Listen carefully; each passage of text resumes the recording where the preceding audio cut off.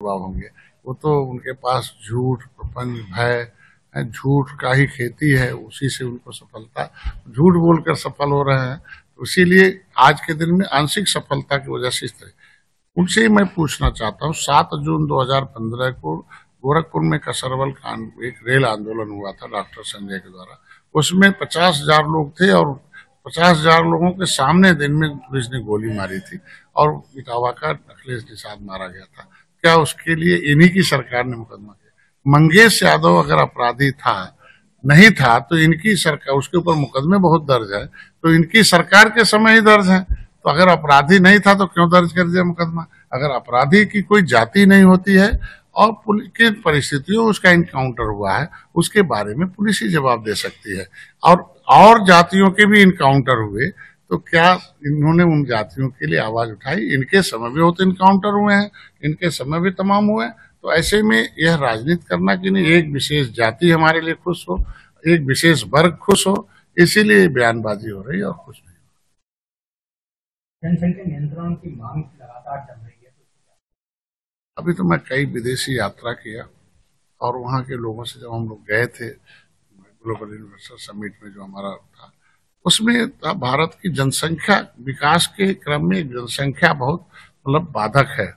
और आज के दिन में जनसंख्या नियंत्रण कानून न होने की वजह से अन्य देश जो बाद में विकास आजाद हुए वो विकास की मुधारा में आगे हैं।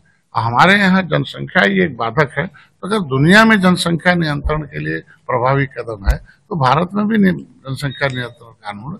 और धर्म से देश नहीं चलता है। संविधान में 1950 से पहले अलग अलग परिस्थितियों से देश चलता था, लेकिन जब implementation of the constitution of India 26 January 1950, then किसी भी धर्म के अनुसार नहीं, धर्म धारण कर सकते हैं, लेकिन धर्म के अनुसार कानून मतलब संविधान और देश नहीं चलता। संविधान के मुताबिक संविधान में देश को विकास करना है, एक कानून होगा उसका पालन करना है। कांग्रेस ने उस समय जनसंख्या नियंत्रण के लिए, इंदिरा गांधी जी ने इमरजेंसी लगाई थी जनसंख्या नियंत्रण के लिए, जो है फैमिली प्लानिंग को उन्होंने एकदम स्ट्रिक्ट किया था। आज के इस मुंह से कांग्रेस जो है कहती कि नहीं है, तो ये दोहरा नीति नहीं चलेगा। आज के दिन में विकास के क्रम में सबको साथ देना पड़ेगा और दुनिया में जो रूल रेगुलेशन है जो आज के विकास के क्रम में उसे लागू करना पड़ेगा। भारत को फिर से सोने की चिड़िया बनाने के यही अर्थव्यवस्था कहाँ था, आज मोदी जी ने इसको 5वें नंबर पर लाया, 3रे नंबर पर। उत्तर प्रदेश देख लो कहाँ था, गायब था अर्थव्यवस्था में, अब देश में दूसरे स्थान पर आ गया। ये गर्व होना चाहिए हम लोगों को, उत्तर प्रदेश सर्वोत्तर प्रदेश बन रहा है। तो उस पर क्या कहेंगे? आपकी पार्टी अकेले चुनाव लड़ेगी या गठबंधन के साथ?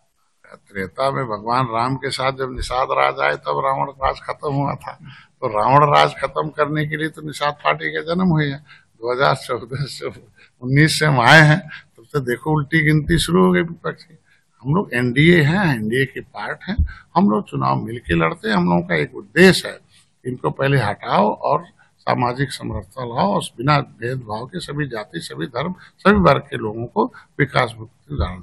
10 सीट पर हम लोग जीते हैं। भारतीय जनता पार्टी एक बड़ी पार्टी है और एक गठबंधन धर्म का 25 साल का एक लंबा इतिहास रहा है और अपने जो गठबंधन दल है उनका सम्मान करती है और जो जहां लड़ता है उसे लड़ाती है और मिल के जीतती है। तो 2 सीटें निषाद पार्टी ने लड़ा था, एक पर जीत हुई थी, आज वो खाली हुआ, दूसरे पर बहुत कम वोटों से हारे।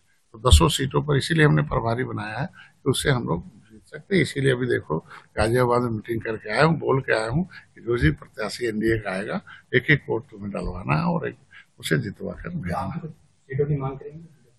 मांगना पड़ता ही नहीं, भारतीय जनता पार्टी बुलाती है और देती है, क्योंकि कभी त्रेता में भगवान राम ने निषाद राज को गले लगाया था और इस युग में मोदी और योगी ने एक निषाद राज के वंशज के बेटे डॉक्टर संजय को गले लगाया है।